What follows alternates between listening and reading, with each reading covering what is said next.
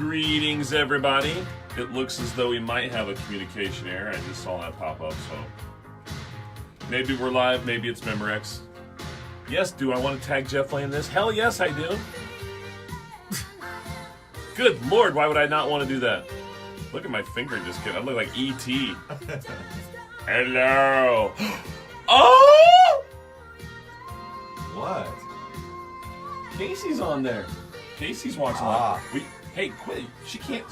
You can't see her. She's probably in bed. Hey, baby, how are you? I won't say anything more. There's lots of people that'll watch us during the day, and they already think I'm a lush. All right.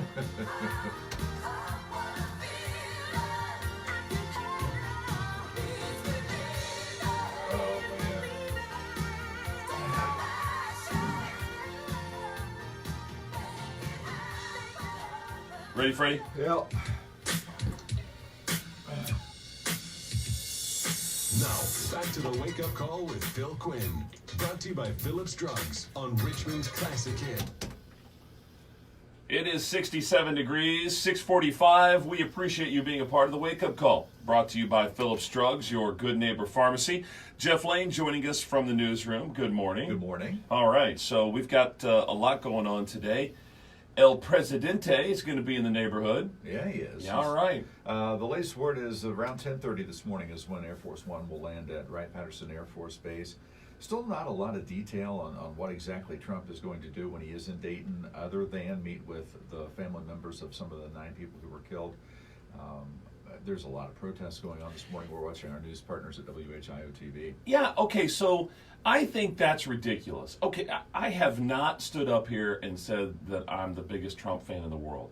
But I think the mayor of Dayton was like, yeah, go ahead, do your protests. It's like, whoa, wait a minute, that's not what you want to do. That's not going to help anything. And I know Beto O'Rourke and the president have been exchanging words on Twitter about his visit to El Paso. This is what the president is supposed to do. You go to these things and you try to console people. I don't see any problem with it. I just don't.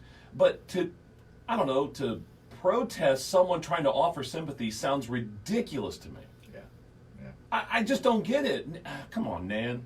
Along those lines, I'll have Governor Mike DeWine yesterday announcing several proposals dealing with trying to, if not eliminate, at least reduce these kinds of incidents. I think the one that's raised the most eyebrows is what they call the red flag laws, which would allow the removal of guns from people deemed to be a threat to themselves or to others. And the high capacity magazines. You can't not make the argument that you need 100 bullets in one thing. I mean, I'm a hunter, and so I need 100. I think Trevor Noah said this on the Daily Show. If you need 100 bullets to kill an animal, you probably should try fishing. Yeah, it was a 17-point proposal by DeWine, and obviously that has to go through a lengthy process, but I think at least some people feel like it's something. Talk about a little bit closer to home now. Richmond Community School students are going back to school today, and hearing about some increased safety measures at some of the school buildings. I think primarily some of the more notable ones are some reconfiguration of some doors and also some screening that allows people to see out of the buildings but makes it more difficult to see in. Yeah, good measures, important stuff. Boy, do we know what is needed in the schools for security's sake or what? I mean, it's a really good thing. I think if you are a student of a Richmond Community School, if you're a parent of a Richmond Community School student, you got to feel good about the security that's been put in place. I mean, they know what they're doing. Yeah, it's a sad morning at Tri-Village High School after the news yesterday that a recent graduate was killed just outside of Cincinnati. His name is Austin Bruner. If you don't know who he was a fantastic athlete and really well-liked kid. He was due to attend Bluffton University here in just a couple weeks.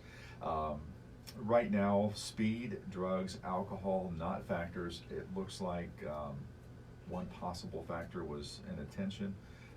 Because investigators did say that Austin crossed the center line, and that's what led to that crash. Let's see, Richmond Police Department they did host, but they took part in the National Night Out last night at Elstro Plaza downtown.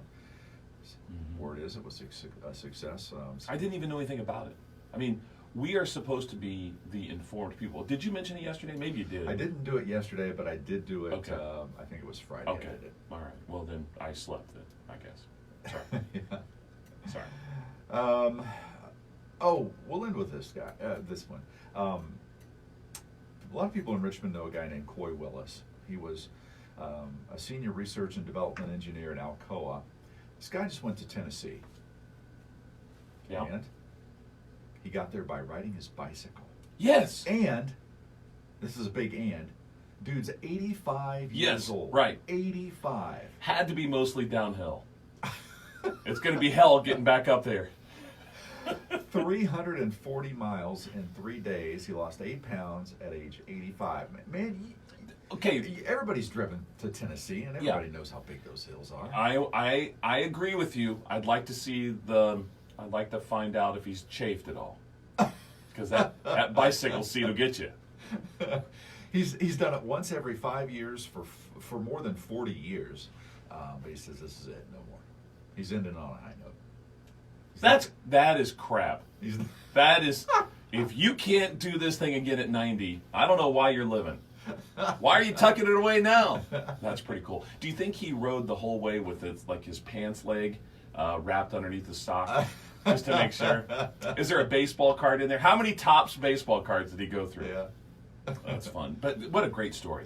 He looks great too. The picture that you showed on Twitter is really great. Yeah. All right, I've got 2 things for you. I'm going to ask you our question of the day, and then I have a real problem. And you and I are the most susceptible, I think.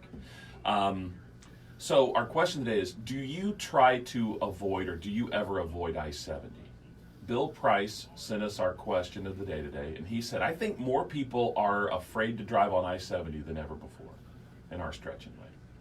I'm not. It doesn't bother me that much, but I will say this, and let me preface it by saying this is not an Indiana, Ohio thing. I'm not doing that. I have driven both east and west 100 miles on 70 in the last 3 weeks, 2 weeks, 2 weeks. It is amazing the difference, how much worse it is going west than it is going east. No question about it. And I don't know why that is. I don't know either. It's almost like, well, I know we had those contract issues where the contractors screwed up, but we still have potholes on our side going to Indianapolis. Come on! Yeah, I'm not talking just right here in Wayne County. I'm talking about the whole stretch. I agree. It's the whole stretch. All the way to Indianapolis is terrible. It's terrible. And I think that some of the tractor trailers, trying to avoid some of those potholes or whatever, end up swerving and cause people to slow down. It is nonstop traffic.